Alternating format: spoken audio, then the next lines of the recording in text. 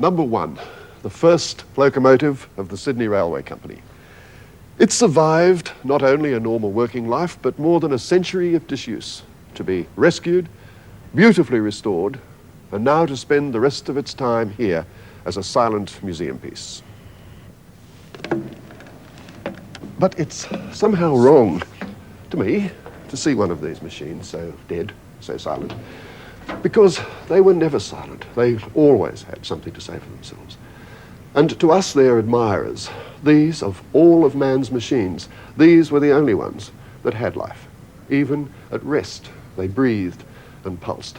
Now, number 1 is not going to breathe again, but around Australia, there are groups of people determined to preserve the sight and sound of steam in Australia.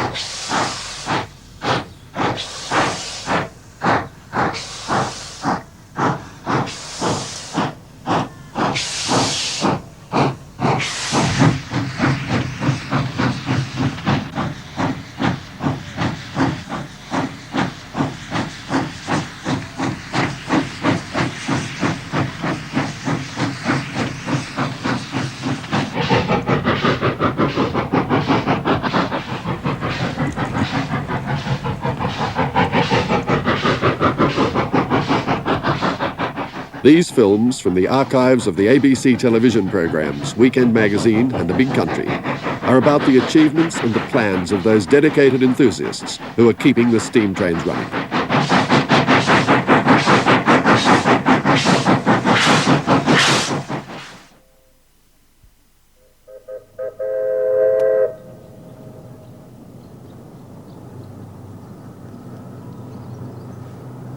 Whistling up the past, Steam Engine 933 climbs through the Flinders Ranges in South Australia on a trip from Quorn.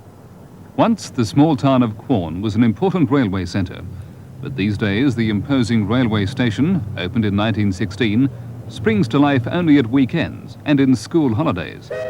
It's then that tourists and steam train enthusiasts stream in, attracted by old engines and the PICHI-RICHI railway line.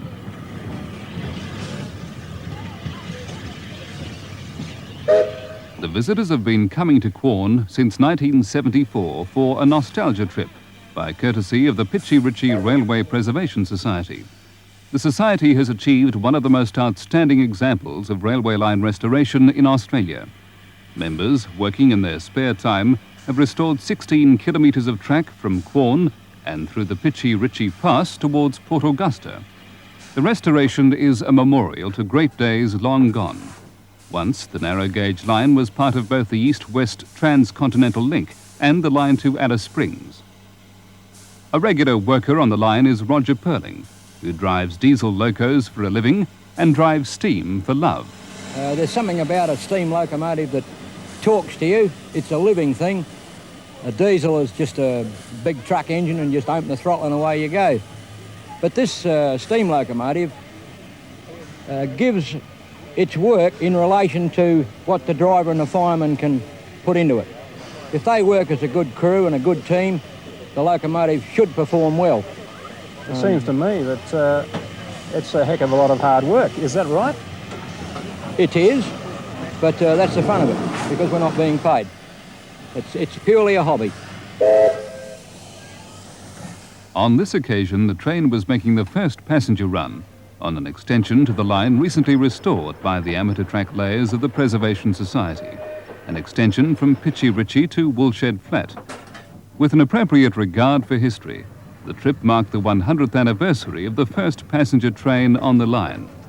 After many decades of usefulness, the old line began languishing in the 1950s, when a change of route and gauge took Central Australian traffic away from it. The line officially closed in 1972. But within 2 years, the PICHI-RICHI Railway Preservation Gangers had a section restored, and soot, steam and cinders were once again providing the gritty glamour of old-style locomotion for thousands of cash customers.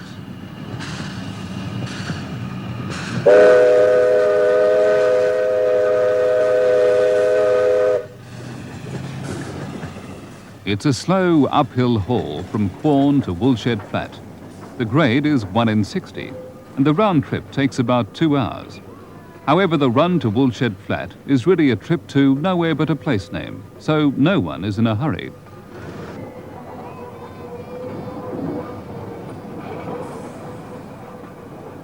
Although scores of volunteers do restoration work for the PICHI Railway, the Society acknowledges valuable help from outside resources. Their workshops, on the site of Quorn's once huge and busy locomotive depot, were built with help from the old Rural Employment Development Scheme. Here, old locomotives and carriages are overhauled and restored. It costs tens of thousands of dollars to get an engine into first-class running order and paint it up to look like new.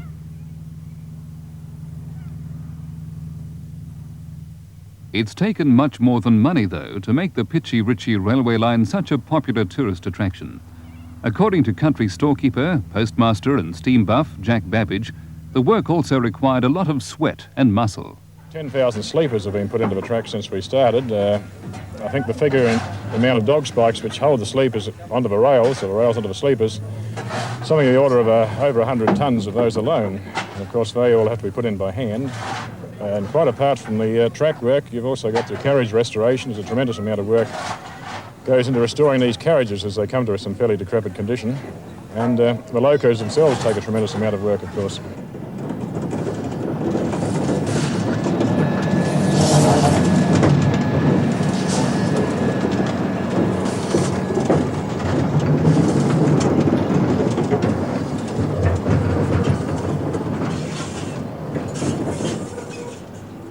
The Society has 600 members, many of them from interstate and even overseas.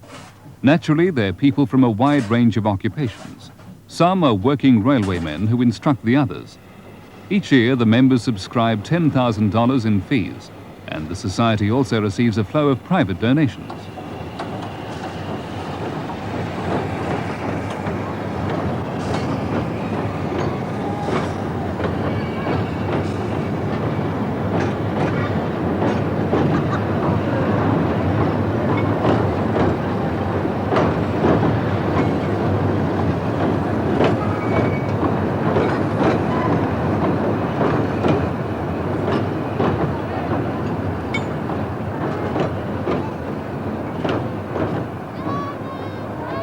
On holiday weekends, when a train is running, the population of Quorn, normally 1,000, just about doubles with the influx of tourists PICHI bound.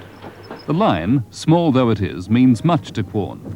The town has long depended on trains, and there were many who thought it would become a ghost town when the line closed in 1972. Half the population moved out, but tourism, generated largely by the line, and farming is keeping what's left of Quorn in business.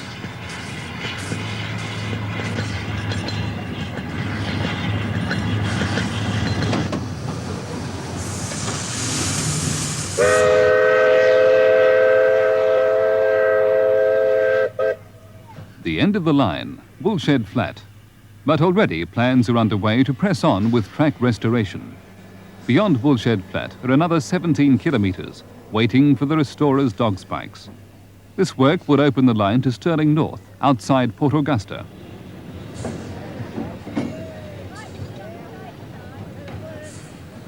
"100 years ago, people from Quorn and Port Augusta took the first passenger train to Woolshed Flat for a cricket match in the wilderness. Members of the PICHI Railway Preservation Society hope that one day they too will be able to run trains from Port Augusta as well as from Quorn. The achievement, no doubt, will be marked by quite a cricket match.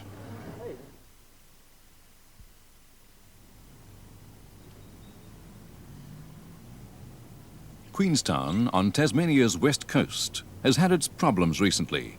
7 years ago, a dip in world copper prices almost sent the whole town to the wall. The federal government and the Tasmanian government came to the aid of Queenstown then with a financial subsidy to keep afloat the town's major employer, Mount Lyell Mines. However, more recent federal intervention, in the form of the decision to stop the Gordon Below Franklin Dam project, has not been so welcome. This month, though, Queenstown has been setting aside its problems to celebrate its centenary. For the occasion, the town made careful plans. Among them was a memorial to the pioneers who carved a life out of the thick rainforest last century.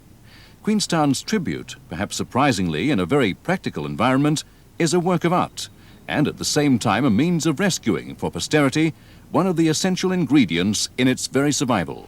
Bill Lane reports. 20 years ago, the Apt Railway was the lifeline of Tasmania's west coast. The mineral-rich mountainous west depended on the sturdy trains to rail out its concentrates and earn its livelihood. Before massive trucks and heavy machinery, rail was the only way Queenstown's copper could be moved to its link with the outside world at Strahan. The ruggedness of the area posed special problems of its own, and the answer was the Apt Railway system. When it closed in the early 1960s, a special television program was produced to mark its passing. The rugged little loco develops 210 horsepower. Once out of the valley plain, the going is tough. Too tough for just one engine. The unique feature of the line is a central track between the rails that provides extra traction for the steep grades. This, with the help of a second loco, gets the train across country otherwise impenetrable by rail.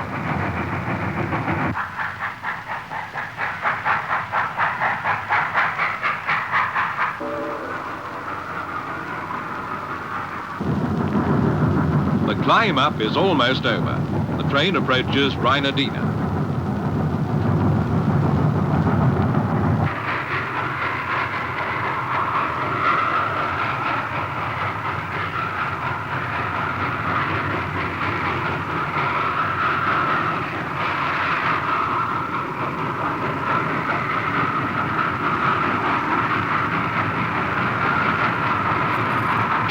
There's a stop here for water and oil.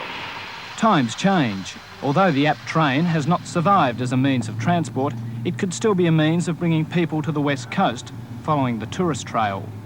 The people of Queenstown embarked on a project at the start of this year to rebuild a remnant of the Apt Railway.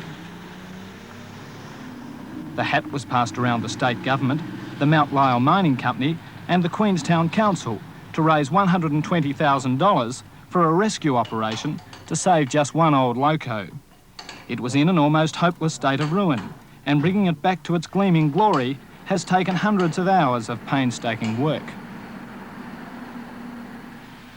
Part of the money raised for the project went to commissioning one of Australia's best-known sculptors, Stephen Walker, to design a monument marking the town's centenary and the railway's involvement in its development.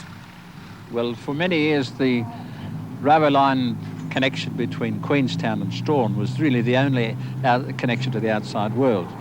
The Apt part, which makes made the railway unique, was the fact that it went up and over some very steep hills, and so it was this particular characteristic that always seemed to generate the fact that the train huffed and puffed and generated a lot of steam, and it wasn't fast, and it always seemed to generate a lot of love amongst the people who used it. And even the sort of nostalgia that we see at the present time is apparent in that love. The design for the monument incorporates a trestle bridge of Tasmanian hewn pine over a stream of running water. It's aimed at representing the spectacular King River crossing as the track makes its way to Strahan. The original bridge over the King has gone. In just 20 years, floods and fire have swept it away, and there's now little to see of it or of the railway line itself. The rainforest is creeping back, and it may not be long before retracing the track will be a bushman's job. But there's hope that Stephen Walker's work will keep the railway alive and well, if only in memory. 20 years ago, when this line was closed, if somebody had said we're going to do this in 20 years' time to represent the locomotive, it would have been seen as nonsense. And I think in 20 years from now, we could well see as an even more major rearrangement.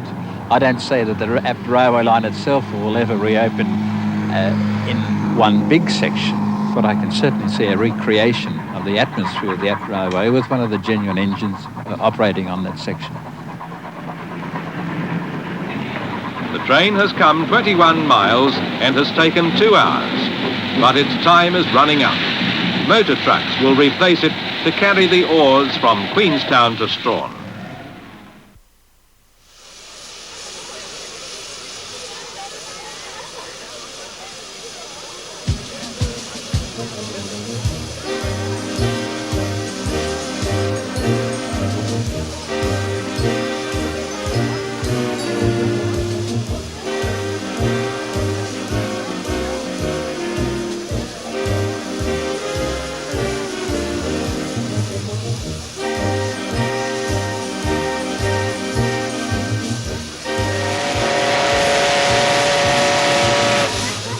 Engine 3526 was leaving Central Station in Sydney on a sentimental journey.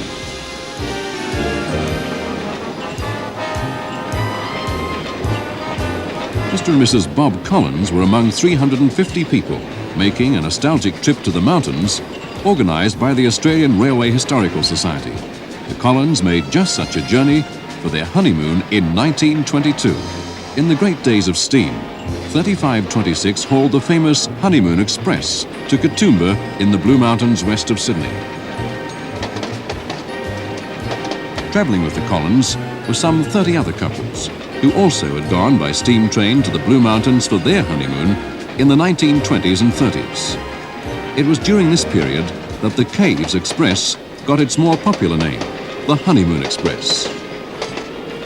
Younger steam enthusiasts shared the nostalgia with the former honeymooners. Everyone enthused about the good old days, when life seemed much simpler and happier. The Collins brought along their wedding photographs, taken shortly before they joined the ranks of tens of thousands of couples who've honeymooned in the mountains during the past century. Mr. Collins was 24 then, Mrs. Collins 23. Throughout every honeymoon trip, the engine sounded its whistle to announce that newlyweds were on board.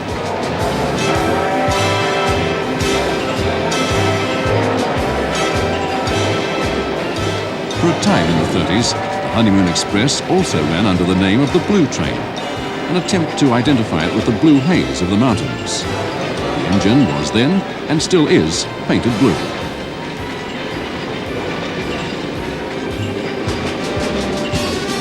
This trip to Katoomba took about half an hour longer than the 2 hours and 4 minutes it took the inaugural express to make the journey. 3526 is kept in perfect running order by the Department of Railways and organisations of steam enthusiasts. The Caves Express went off the run in 1942 because of the war, so hundreds of Katoomba residents turned out to share nostalgic memories with passengers on the old steam train.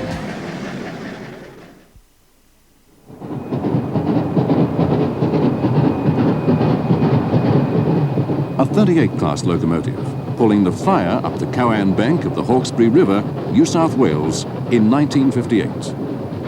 The sight and sound of 3808 in action are prized possessions of Mrs. Doris Jones, a member of the New South Wales Rail Transport Museum. Her bedroom is a steam museum in itself, and the tape recording that provides her background music is one of several hundred she's made of steam trains all over Australia. The steam gauge is another souvenir of a great 38 class locomotive, long since turned into scrap. There's nothing quite like the enthusiasm of steam buffs. In this bedroom there are few conventional feminine touches.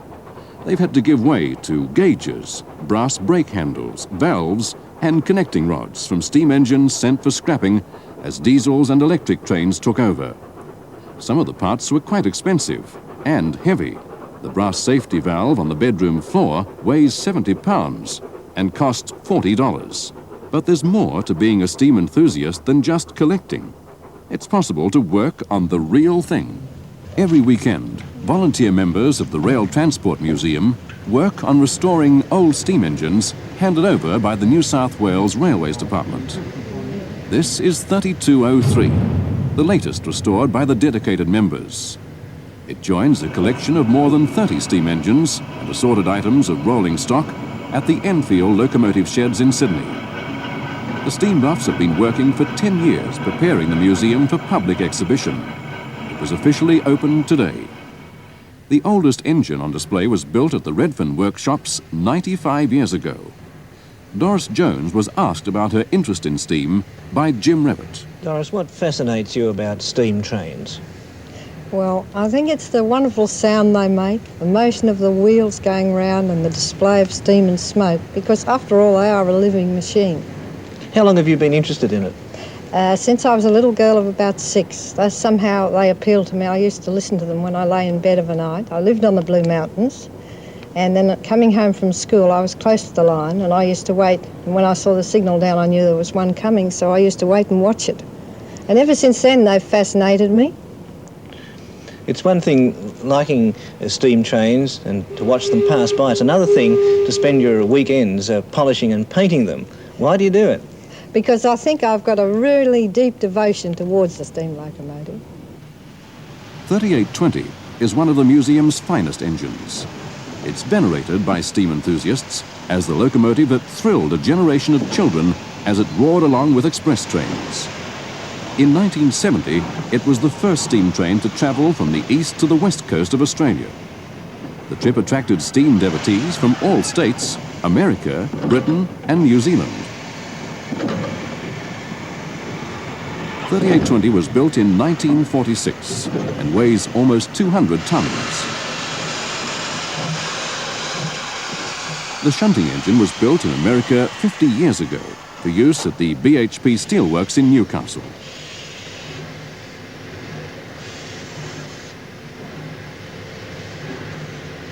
The 35 class was introduced in 1914 for heavy express, mail and passenger services. It was well known along the New South Wales coast. To get an old engine into top condition requires people like Jill McNiven to devote years of spare time to scraping, painting and polishing. Museum members are divided into project gangs and work together on an engine, not only during restoration, but also for maintenance. The devotees of steam include many railwaymen who find diesel locomotives a bore, and their museum work is a labour of love. David Keels is a railway signalman. The work also includes providing facilities for visitors, such as barbecue shelters made from engine cabins that once resounded to steam power.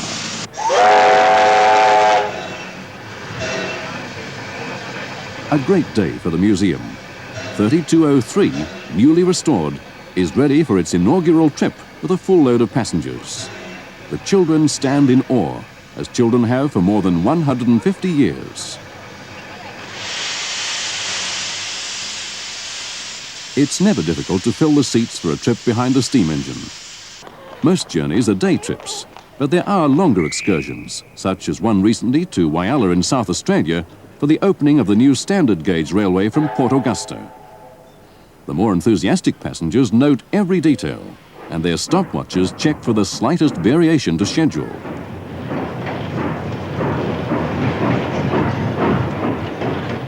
The vintage trains are taken into the country as often as possible, so that country people too can have a chance to share in the magic of steam.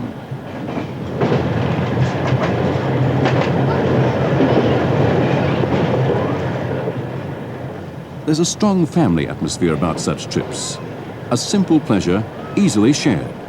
A relaxed journey, rich with nostalgia for the adults and fascinating discovery for the children.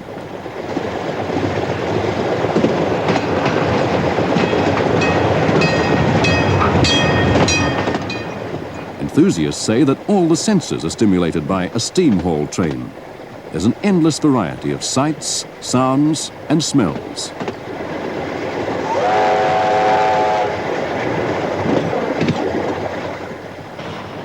Engine 3203 was built in 1892 for a little more than £7,000. It was handed over to the museum in 1967 and is expected to remain in operation for many more years. More than 150 engines of the 32 class were in service by 1911, and for 70 years they pulled most of the passenger trains in New South Wales.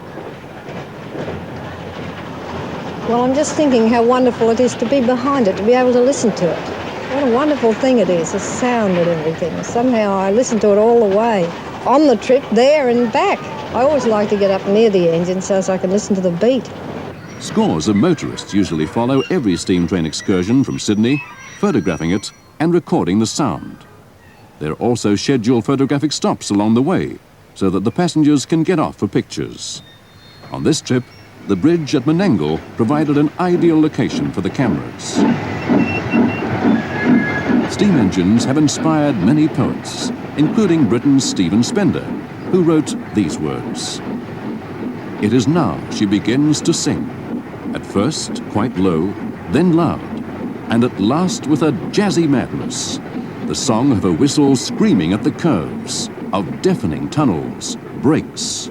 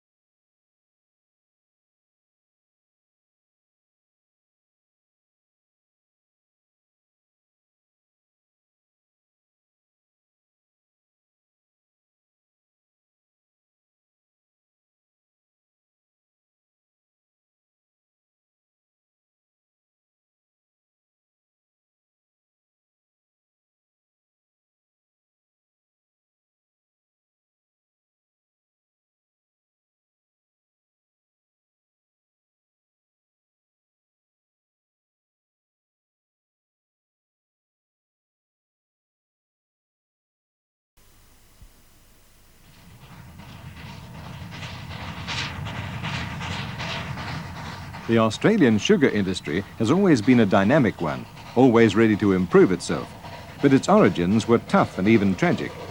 In the 1860s, Pacific Islanders, the Kanakas, were employed as forced labour on the Queensland cane fields. Today the Kanakas are gone.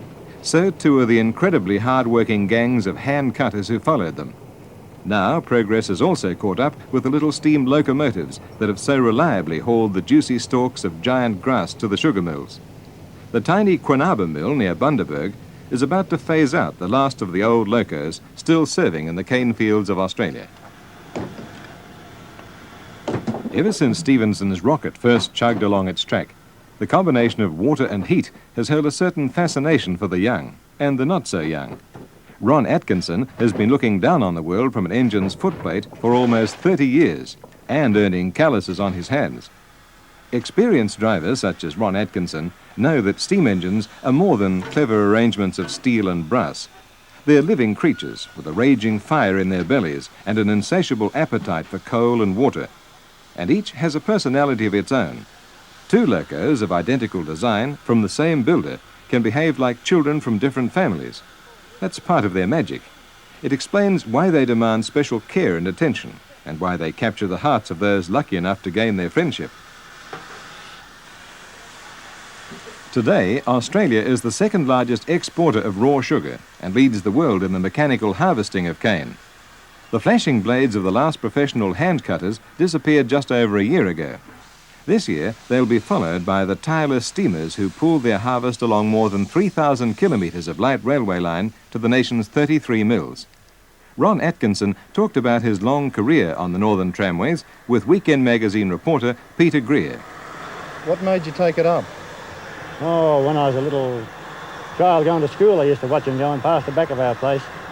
The line used to just go past the back of our place. I used to think to myself, you know, when I get old enough, I'll be able to get on those things, and which I did do.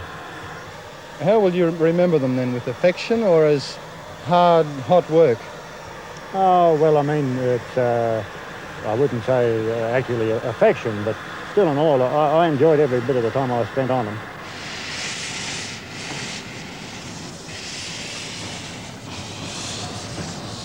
When I first came, there was only very small engines, very small ones. You could only pull about 20 trucks at a time. Then you were scratching to get up some of the hills with them, but you got a lot bigger engines now, and things have changed a lot since then.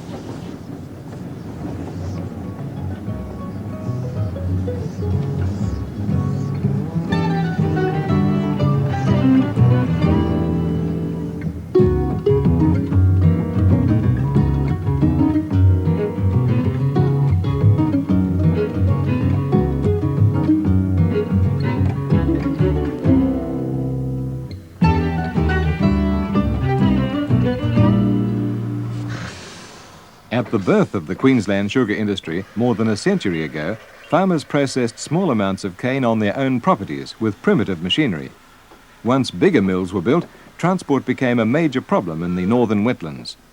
Light railways were the solution, with horses doing the hard work. An enterprising gentleman named John Spiller is credited with being the first to use a steam locomotive to haul cane at his pioneer estate near Mackay. That was exactly a century ago. His engine was built locally at the former Victoria foundry. Most of the steamers used later came from England, although there were some from Scotland, France, Belgium, Germany and the United States. At one time, 250 engines were working in the cane fields. After World War II, Australian builders took over, but within a few years, the days of the steam locos were numbered. The last of them appeared in 1953. Well, I'd be sorry to see it go, really, because, they've been a jolly good old workhorse in their day, and there's no doubt about that, and a marvellous machine. I wouldn't mind putting another 5 or 10 years even on them if they'd have been staying here. But still, I suppose, a diesel is a lot faster turnover. There's no wasted time like the steam engine.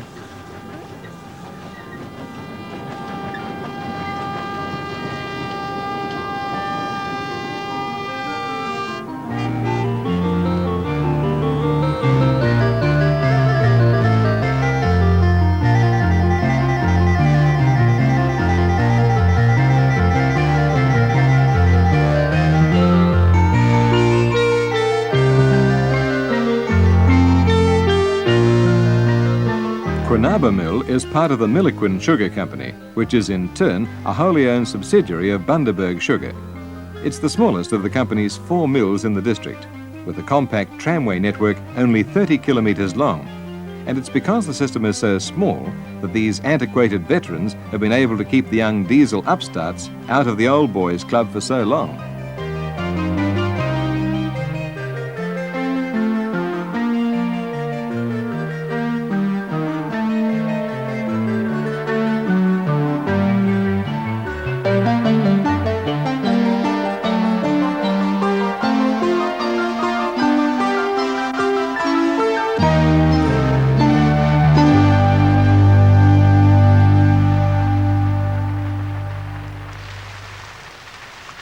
The firestorms which paint the sky above the cane paddocks every season are probably one spectacular feature of the tropical north that will never disappear. A clean burn not only removes dead leaves and trash, but also drives out the rats, bandicoots and snakes. The ash and soot is sometimes called Bundaberg snow, for it can carry for kilometres to the clotheslines of sugar towns. Cane deteriorates rapidly once it's burnt and must be delivered to the mill as soon as possible. Fast and reliable transport is essential. The success of the whole crushing operation depends on a constant supply of cane to the mill, and the growers rely upon the loco crews to replace loaded trucks with empties. It's a huge game of chess, with the drivers keeping one move ahead all the time.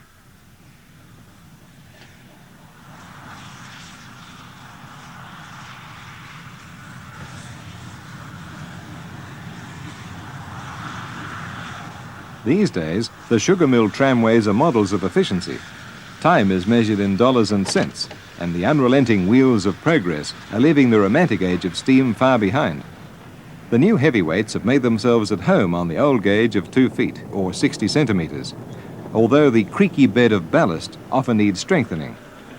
Some rail systems are more than 160 kilometres long, with train schedules worked out by computer.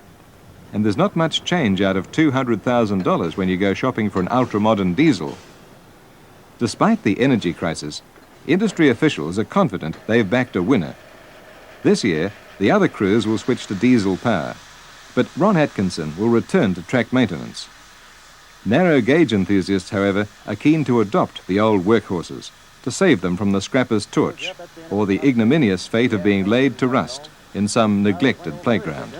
Well, we'll say goodbye to the old girl before we go. We won't see her next year.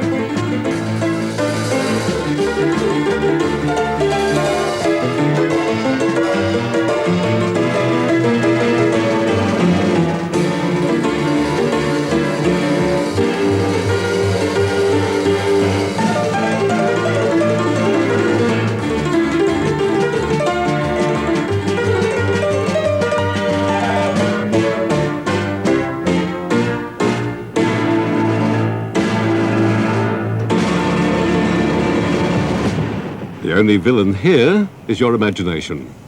And the heroine's peril is purely the creation of a clever camera. Judge the train not by its size, but by its workmanship. The lure of such locomotives is being reflected by a boom in model steam trains. And throughout Australia, enthusiasts are toiling to recreate the steam monsters of yesteryear. From Queensland, Gary Neat opens the throttle on the world of model steam trains.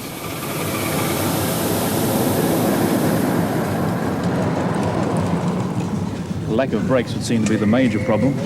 Still, I guess we're all big kids at heart. Frankly, I feel a little bit like Gulliver at the moment.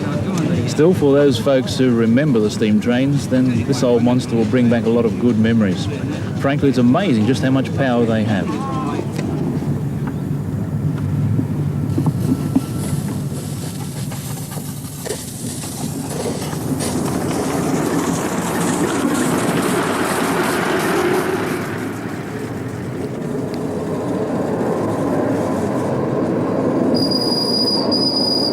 Perhaps an appropriate message outside this house should be a sign reading, "Beware of trains." The house is in Ferry Street, Maryborough, and is home for Peter Olds, his family, and trains. Quite obviously, what sets the house apart from its neighbours is a 200-metre-long miniature railway track. The neighbours have long grown accustomed to Peter steaming past their kitchen window.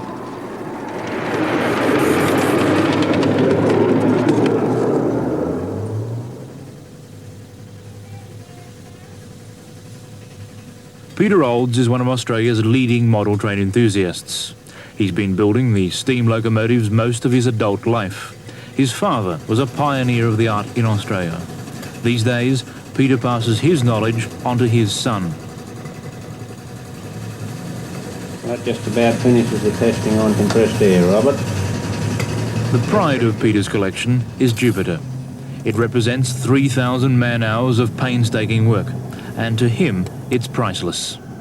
The locomotive is a scaled-down version of a train that operated with the Central Pacific Railroad in the United States during the 1860s. In an era of increasing technology, the steam train, or rather the scale model, is enjoying a period of unrivaled popularity. Hundreds of men throughout Australia adjourn to their workshed or garage each night to perfect their locomotives. The men themselves come from all walks of life. Peter Olds is a partner in a marine engineering company. I've always said it's in the sight, the sound and the smell. Because we burn coal, it's got that appeal to most people. And the sound of them, the little boys, they go from a very early age, I suppose. And even this day and age, when we don't have many steam engines about, it's surprising to find the number of children that imitate the noise of a steam locomotive. You bristle at the suggestion that this is kid stuff, don't you?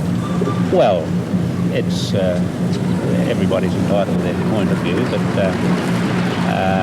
I personally have always had a fascination for this activity, and it's very, very educational. Some people paint pictures, they put fabulous prices on them.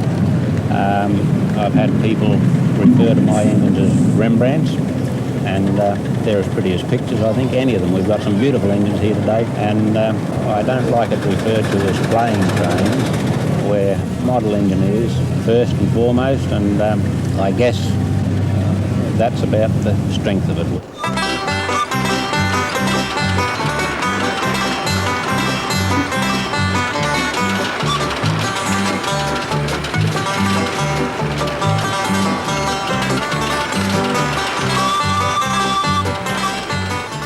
Maryborough is a particularly civic-minded city, so it didn't take the city fathers long to recognise the growing popularity of the model steam trains.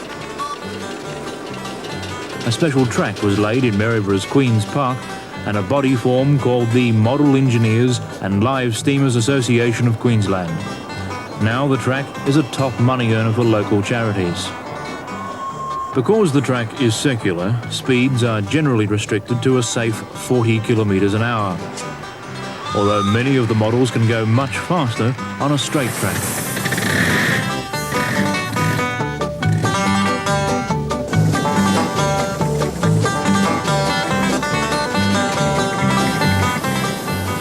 This is a model of the famous rocket, built by Stephenson in 1829. In its day, it was a real speedster. These days, the model attracts considerable attention whenever it performs. The original Lion was built in 1838 and served with the Liverpool and Manchester Railway. The model is 1/12 the original size, even down to the nuts and bolts. For a century and a half, boys from 7 to 70 have had a fascination with steam trains. For most, they've become a rarity, a steaming, hissing reminder of another age.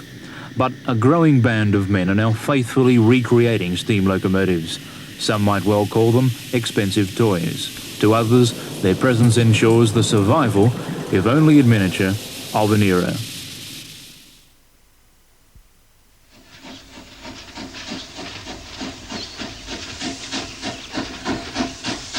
The sight and sound of a steam train can arouse strong emotions among people of all ages and from all walks of life. Indeed, just about anything associated with the bygone days of steam trains has a peculiar magic for the enthusiasts, who look back with almost overwhelming nostalgia. Trading on this nostalgia has become a profitable sideline for the State Rail Authority in New South Wales. The authority has a shop at Central Station in Sydney, specialising in the sale of what was once regarded as junk. Established 2 years ago as part of the authority's innovative entrepreneurial image, the railway shop has been a striking commercial and public relations success.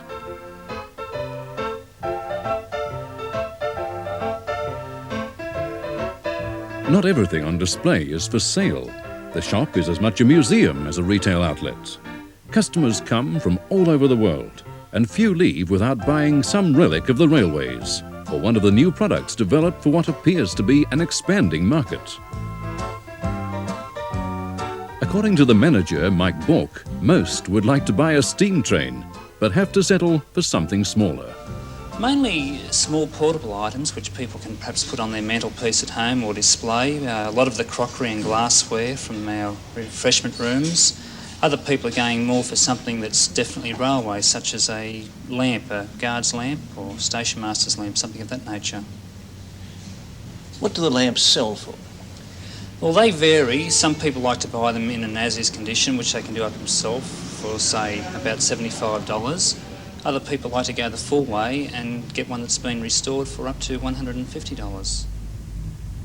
We have the large lamp that went on the top of the old signals, the semaphore signals. They vary in price from about $125 upwards. The railway water bottle that you're selling has the SRA insignia on it. Where are the old ones? They've all gone, unfortunately. That's one of our sad stories. They were withdrawn from service many years ago, and they were replaced with a newer product. But over the years we found the glass was more suitable, and so we have reverted back to the glass because it's the new image that has the SRA on it now. They sell for about $30. The glasses date back to, say, the early 50s when our refreshment rooms were in the heyday, and in those days at all the country rooms we served draft beer. They're becoming very scarce now, and obviously the more exotic or the attractive types, such as the small sherry glasses and port glasses, went very quickly, and also the soda glasses because of their uniqueness, which we used to serve the milkshakes in. Everyone sort of can remember those from the early days, and hence they went quickly. We only have a few left now, and they're $15 each. The crockery, again, is another interesting point because of its uniqueness with the brandings on it. And then within those, there's the various colours, which in its time it all had a meaning. It could have been a particular contractor supplied it or meant for a particular application. And this is making the items very collectible. Unfortunately, as with everything else in the shop here, it is very fast running out, and we're getting to the stage where we cannot guarantee the supply of it for very much longer.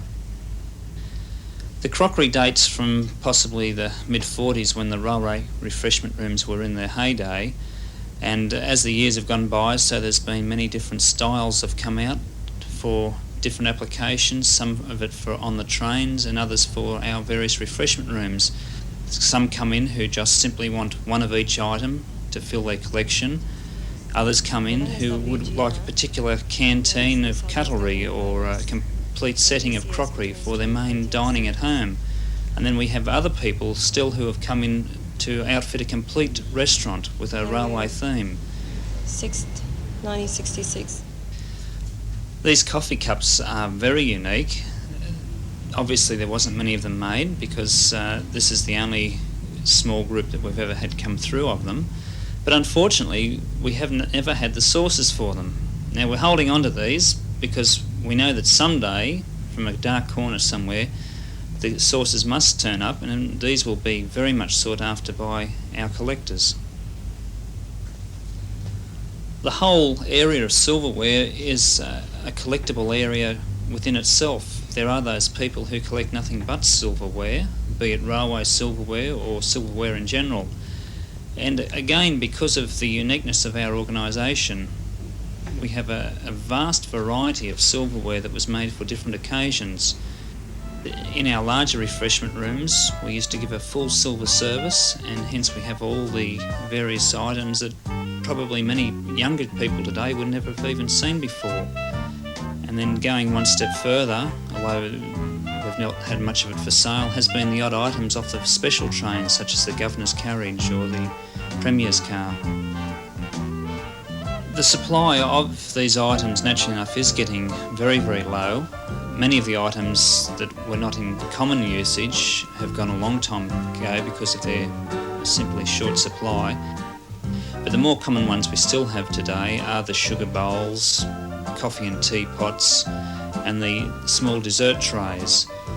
Other items such as the large fruit bowl, there are perhaps maybe half a dozen of those left, but I would doubt if there's any more of those available. In the old days, on the branch lines, we used to use this signal for people to stop the train, and it's interesting because it's the only time a green signal was used to stop the train. The idea was the chain was affixed to the waiting shed, and the people, when they saw the train coming, would wave this out in front of the train to give the man the idea to stop for them.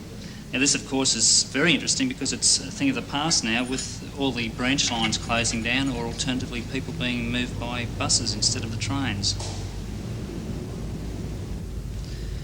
These old platform lights are very interesting because many people would like to use them in their gardens, but unfortunately there's few of them left these days because of our policy to put them onto older stations which we are restoring.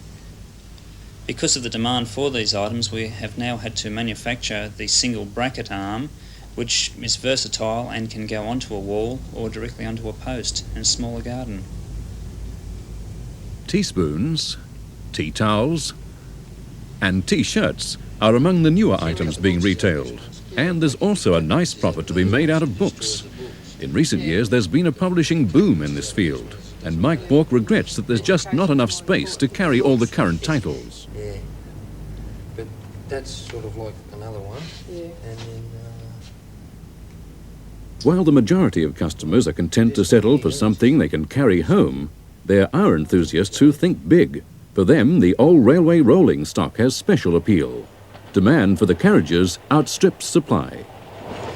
With rolling stock, we have to dispose of it by tender to give everyone a fair chance of bidding for it. It is normally advertised in the daily press as a state rail tender, and it is up to the people then to come out and inspect the vehicles after we notify them of the types. They must make sure it is what they want, that they have the facilities to then detach it from its bogies and its running gear and move it by road, or alternatively we can take it to a large country centre, but it is still their responsibility then to provide lifting equipment and the labour to move it from the running gear. What do they sell for? It's hard to generalise, but you could be looking in the vicinity of perhaps $500 up to maybe $1,000, depending on the condition of them and the type of vehicle that it is. But you must always remember that you do have that heavy road haulage cost at the other end.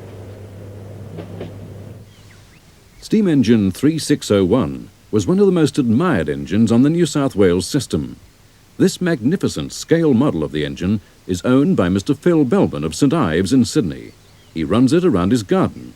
However, the garden also contains railway memorabilia on a grand scale. Full-size engines either waiting to be restored or ready to steam. This is a Baldwin locomotive built in 1889 in Philadelphia. It's 2-foot gauge and it was built for Fairymead Mill in Queensland. It was the first steam cane locomotive to run in southern Queensland, and it's the only remaining 2-foot gauge Baldwin of this type in the world.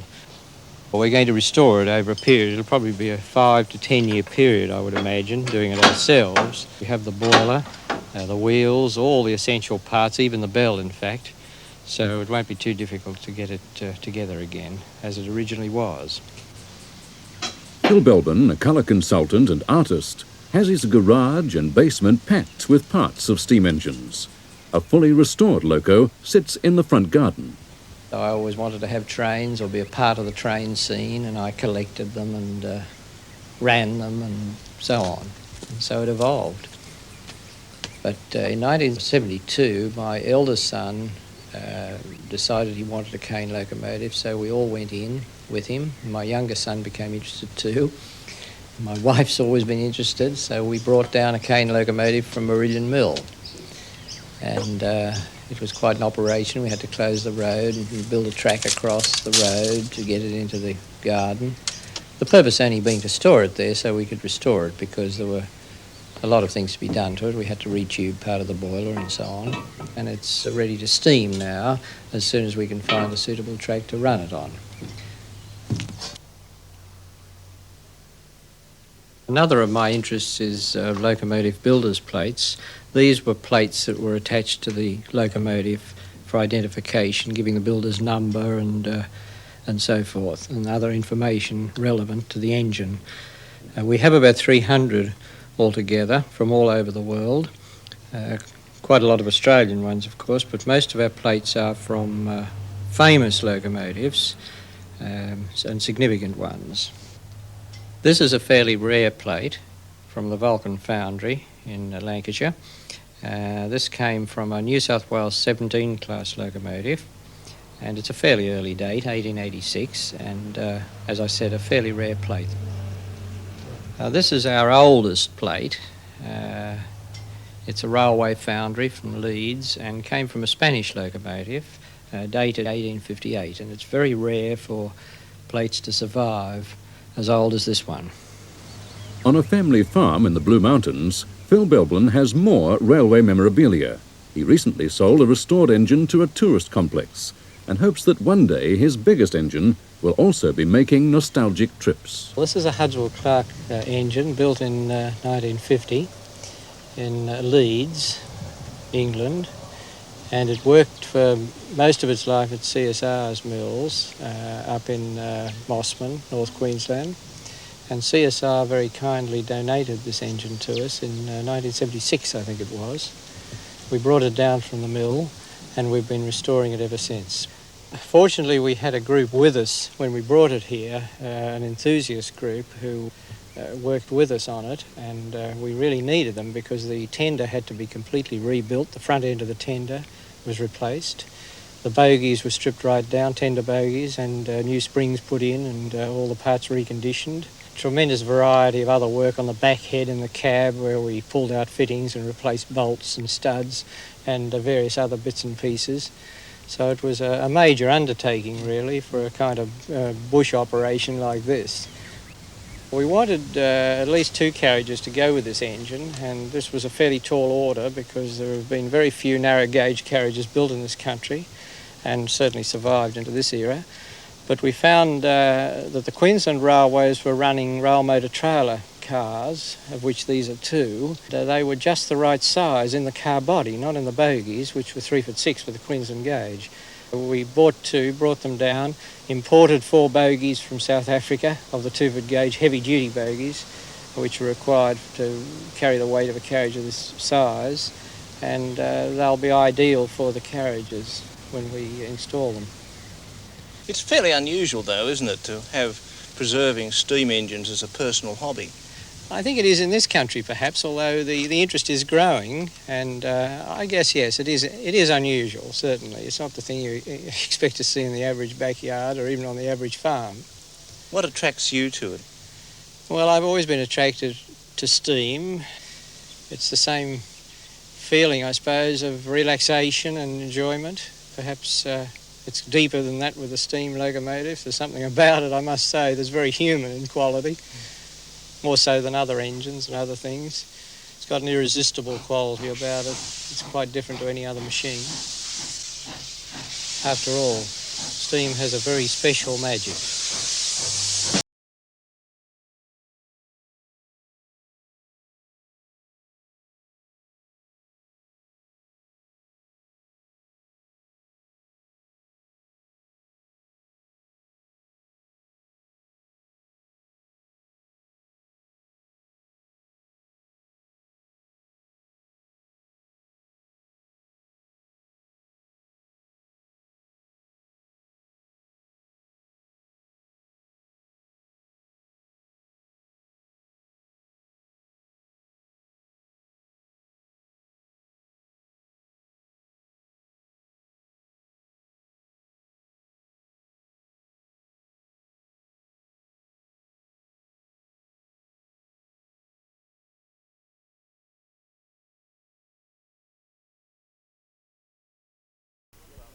Now a film that's as much about people as it is about trains, and yet it's about a railway restoration project that boggles the mind. It is to do no less than restore a complete railway in the north of the state of New South Wales, the old Dorrigo branch. And this film from the high-rating ABC series A Big Country tells the story of the Dorrigo branch, known far and wide as the Ragtag Railway.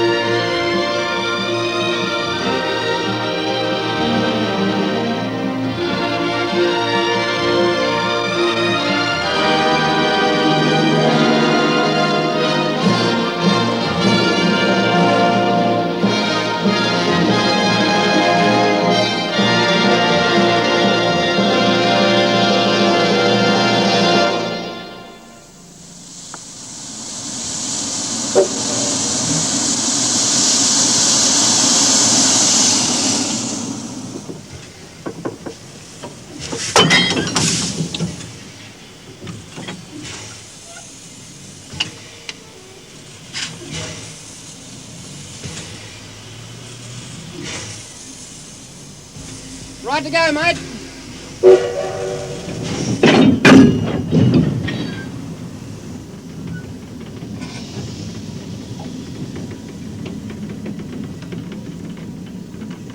There's something that words will never capture about steam trains. It's as if for some locomotives have a special force, a magnetism that draws and holds. Maybe it's the size, the history, or maybe they are, as some say, the nearest thing to a living being that man has created.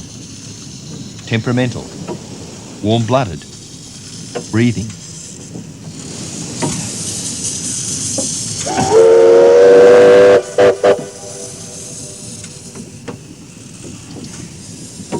Many years have passed since this grand old Duchess had a timetable or a destination. She's one of countless steam locomotives put out of work by what's called progress. The men who saved her dream of building a monument for all Australians of the time when steam was king. But they know that a locomotive that can't move can't live.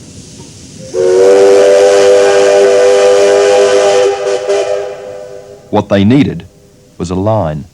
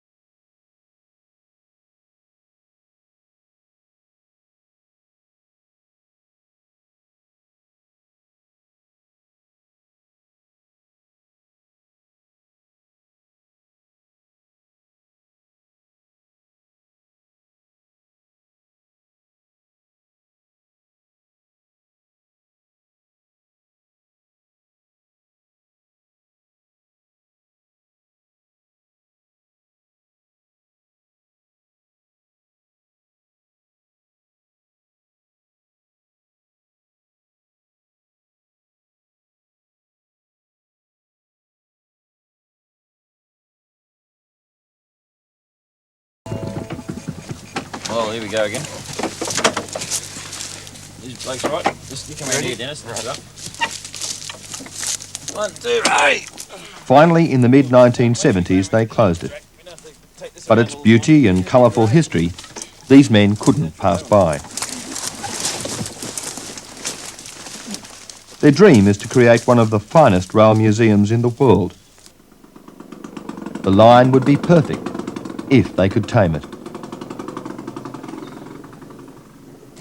Hey! Sit down on this end. That's better. Just take it out a bit more.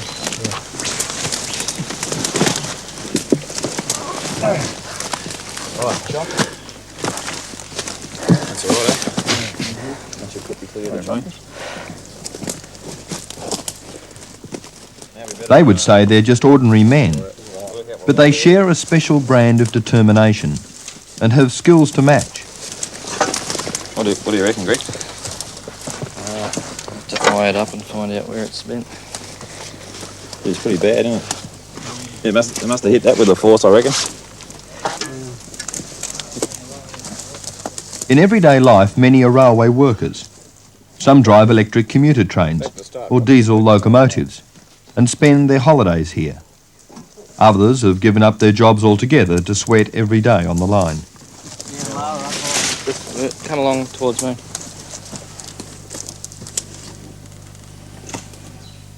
Yeah, there. Mark that spot. It took years of negotiation till finally the railways agreed and leased them the whole railway. Signals, stations and sidings included. In those years, the line deteriorated fast. Get a couple of guys around this, we'll just lift this over and put it in place. 18 months of slogging, and they're still not even halfway there. Where's it, Mark?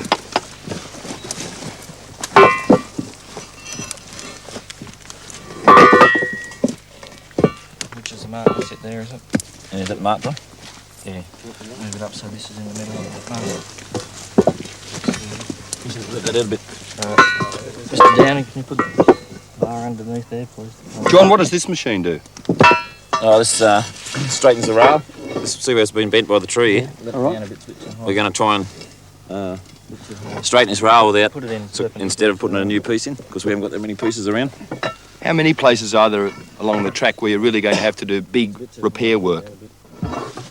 There's about 20 really big jobs to do. We've still got about 3 or 4 washways where we've got to put the track back in.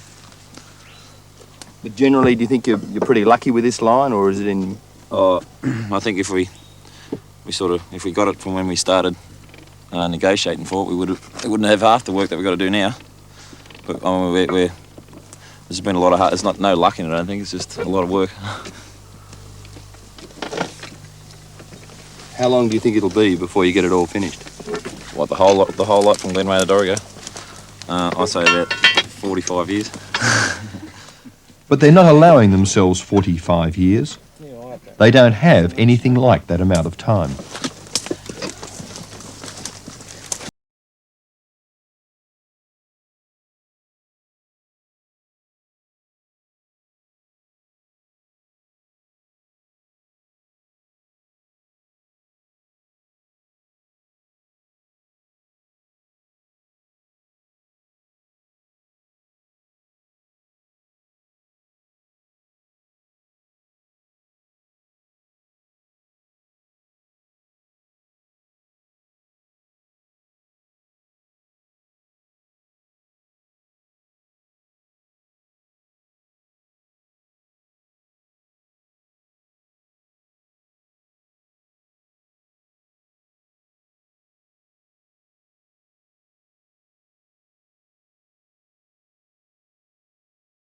For trade and communication.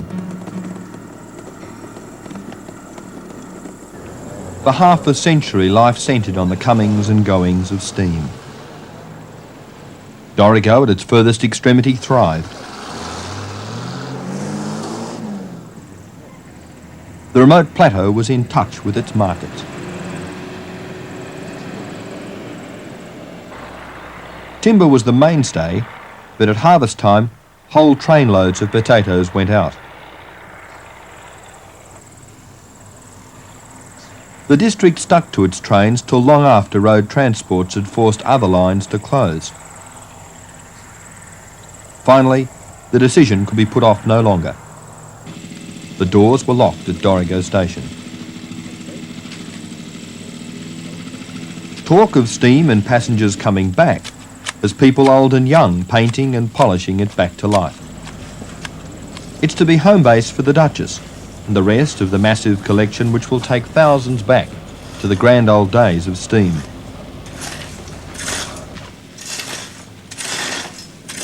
Perched on the edge of town, the station's to be at the heart of the place once more. There was an old chap over in the pub one day. He was a bit of a wag, the old fella. But there was a commercial travel from Sydney there, and he said to him, how was it, he said, that they come to put the railway station so far away from the town?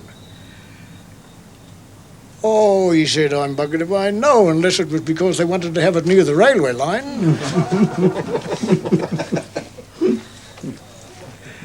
Can you remember the day that the first train arrived in Dorrigo, Pat? Yes, I remember the day the first train arrived here. It must have been a big... I It suppose was, everybody in Dorrigo it was was out a big day, yes. And it was in the Christmas holidays 1923.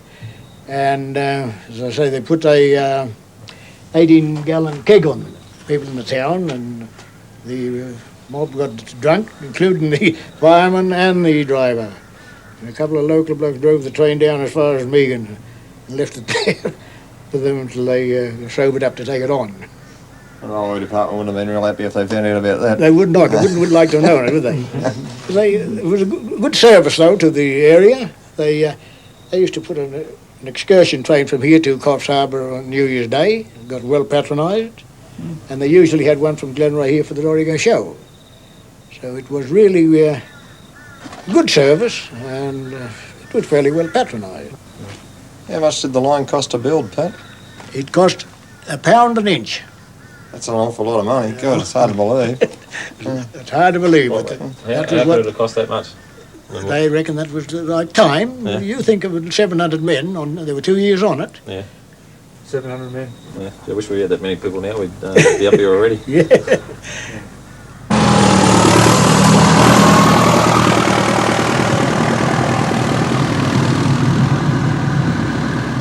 All along the line, people are pitching in to bring the old days back. Horsepower is making up for any lack of manpower. Timber getters whose jobs once depended upon the line can replace in a morning a washed-out embankment that men armed only with picks and shovels took months to shape. Bert and his mates were there when trains laden with logs and sawn timber trundled down the track each day. Ply for aircraft frames, gum for rifle butts and tent poles, great piles for bridges, and the last of the cedar. They still talk of how the trains dominated their lives and moulded their communities. It was around about 1922. We were living at Yulong, and I used to sit out before ever I went to school and just watch the blokes working, you know, and I can remember the first time the train emerged out of the scrub, like it was all bush those days, and there she come right through to Yulong with the, you know, they bringing up more rails and things like that. I can remember when Dad bought our first piano. It was a pianola. Well, we've still got it. It came by rail to Yulong and was put on a bullock wagon and taken to Timsbar, which was 2 miles along the road. And I can remember that as a little child, about 3 years old. He used to be a school teacher in Loanna, and he used to ring up for his grog down the Glenray pub. And so as to disguise, to fool the kids, he used to order a Rhode Island Red Rooster and a dozen chickens. And the Rhode Island Red Rooster was a bottle of scotch, and the dozen chickens was a dozen bottles of beer. And that'd come up on the train? That'd come up on the train, yeah. Yes, there was, lots of things did come up on the train. I can remember talking about somebody drink, reminds me of something to eat with the Dave Owen, Wafor we used to call him. He was half Chinese. Used to come drive the train, drove up to Loanna one day, had his lunch, drove on to Yulong with the train, and then remembered he'd left his lunchbox behind and backed the train right back to Loanna. It was only a couple of miles, but he did this.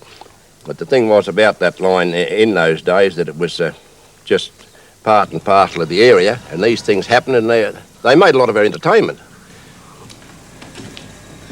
Brings back old memories. No, doesn't it? The old memories, the old days. Yeah. The old steam days.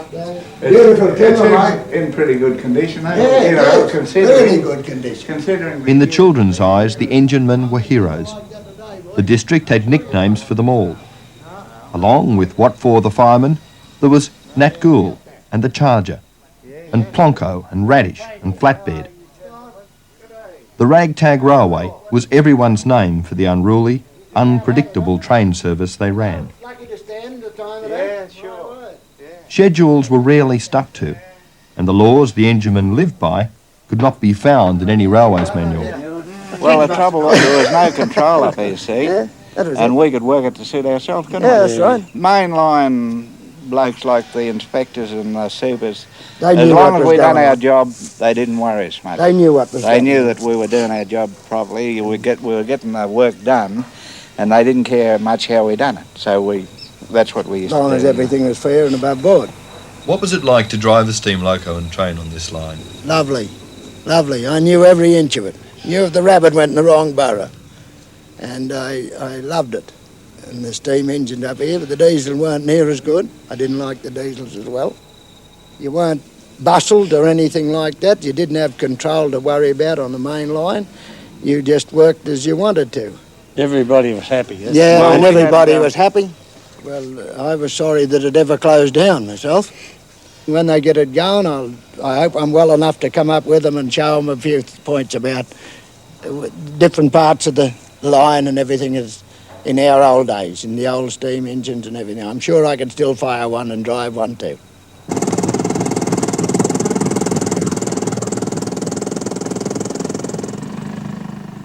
At first, the idea of a dedicated bunch of amateurs reopening 60 kilometres of abandoned railway, building a world-class steam museum, and chugging visitors up on their own trains must have sounded like a pipe dream. But in their own quiet, determined way, the steam buffs have proved they mean business. Today, the whole region shares their vision.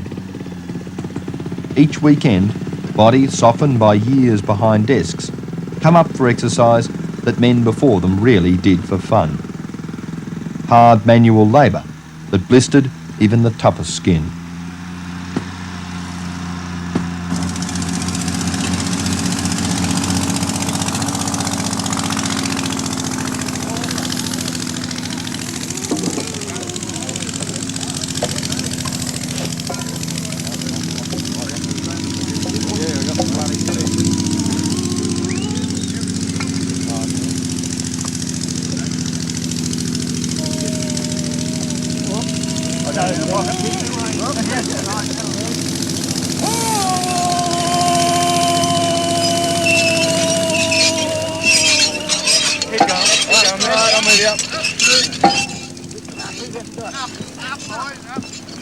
Settle down. Back. Back. Settle down. He's not lifting.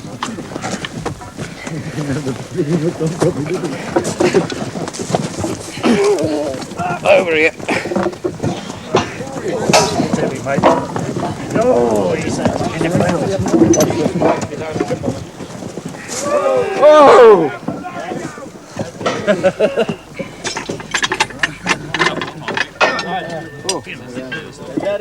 Just keep doing it. You're on.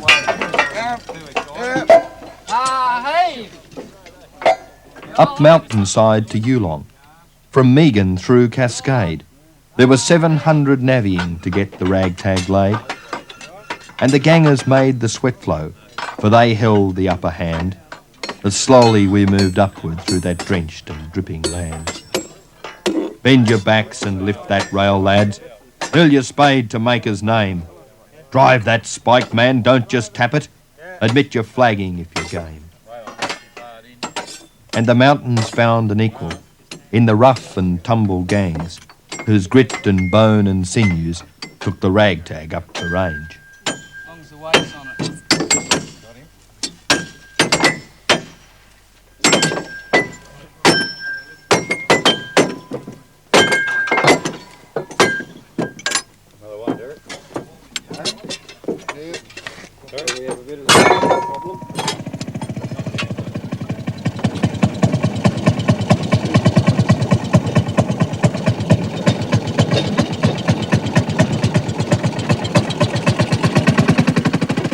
When they started, much of the line lay broken or buried under a jungle of lantana. One task at a time, it's cleared and the gaps bridged. Dorrigo is coming closer.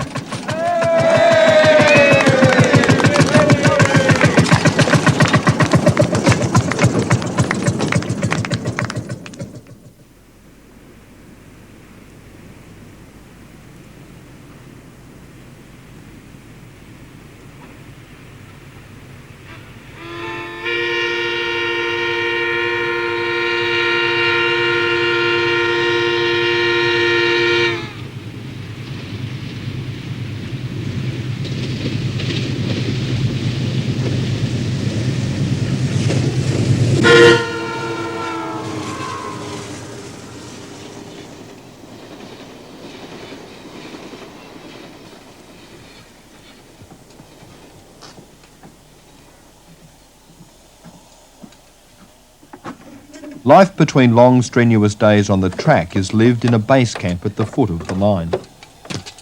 Okay. It's a junction where past and present meet. These men stick stoically with the past. Lining it up. Lining it up. World War I vintage ambulance cars are their bedrooms. Their kitchens, the cookhouse that served the band who first gave the line its ragtag reputation.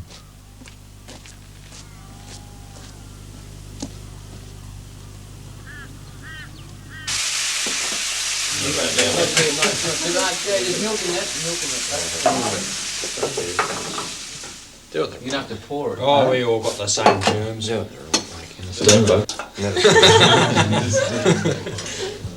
Anyone got the sugar? So you made this Not a bad idea. Here's the teapot. Oh, bacon, this is luxury. Look at this. It's going to be a bit hard. The other way to smash. What do you want? What is it about steam that you find so special? Oh, well, I was a steam enthusiast in the 60s, and when steam finished in the early 70s, I just felt that there was something missing out of my life, like the steam was in my blood. So I joined Keith's Museum, and we've been trying to get this line open because it's such a scenic line, and it'd be just beautiful to see the steam locomotives running up the line again. And steam affects you that much, you fellas? It's in the blood, yeah. Once it's in the blood, it's there forever. It's there to stay. Sounds like an unpleasant condition. Alcohol in the blood will like it to you.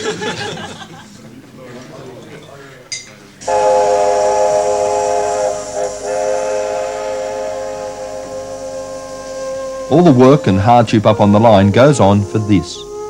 A whole valley of locomotives and rolling stock.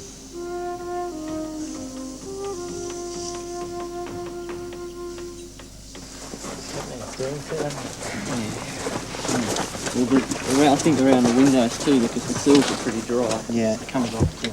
Search hard enough and there's probably one of almost everything that ever rolled on rails in Australia. From the very smallest of guards vans to the oldest of carriages and the biggest of locomotives. The 260-ton Garratt. I'll be able to give you a hand with those in a minute. Okay, then I'll get John while I'm down here. Righto. It's only 10 years since it all began, since one ancient engine, destined for the breaker's yard, was saved. They were going to stop at that. Then they learnt of another and another, and it snowballed on from there. So far, they've paid out over $400,000, and still they search for pieces of Australia's railway past and feel a compulsion to add them to the enormous collection that's to be put on show.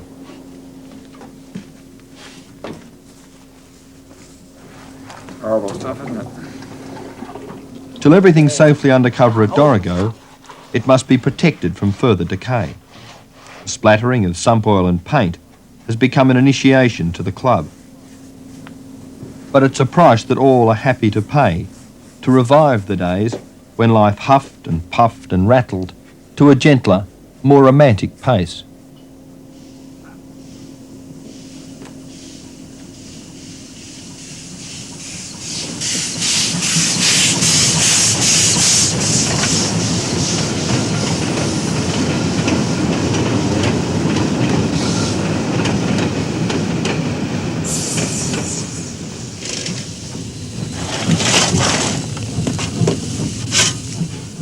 taken some shrewd minds and quick thinking to save an engine like this. The Duchess is one of the few types of locomotive that can handle the steep grades of the Dorrigo line. When she finally sets off for that town again, it will be as if nothing has changed. This locomotive was built in 1902 by Bayer Peacock and Company in England, and was purchased by the then New South Wales Government Railways. It's a freight locomotive, hauled freight trains most of its life, and coal trains in the Newcastle area predominantly. I noticed that it's called 5069. What does that mean? 50 is the class of the locomotive, and it's the 69th locomotive built in that class. So there were over 200 very similar locomotives in the 50 class.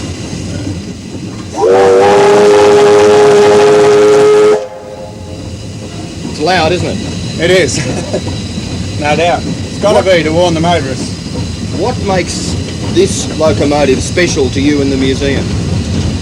It's one of the very few 50 class locomotives that survived until the modern days, and it's been unmodified in its condition. This class of locomotive at home on the Dorrigo line, it was of a type that was common on the Dorrigo line for goods trains. The steam locomotive is the nucleus of the museum from my point of view, and indeed most of the members almost idolise a steam locomotive. A lot of people have tried to define what the attraction is, but no one's successfully come up with a formula yet. So it's not really. A lot of people say, oh, they're big kids, they haven't grown up yet. But I don't know, we've got a hell of a lot of big kids if that's the case.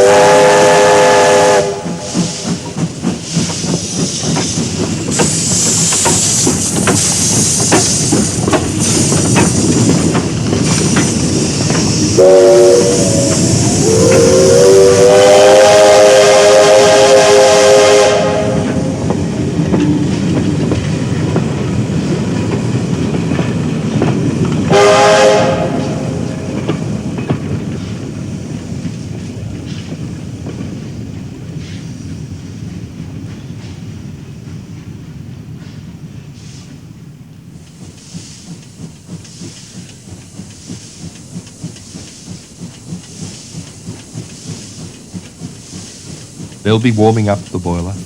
They'll be oiling up the gears. They'll be polishing and painting before the waves and tears. And she'll be cheered through every station and welcomed back once more by the youngsters and the old men who took the ragtag through before. Hear the sound of steam and pistons. Hear the scream of whistles blow. Hear the children and their parents roar as she heads for Dorrigo.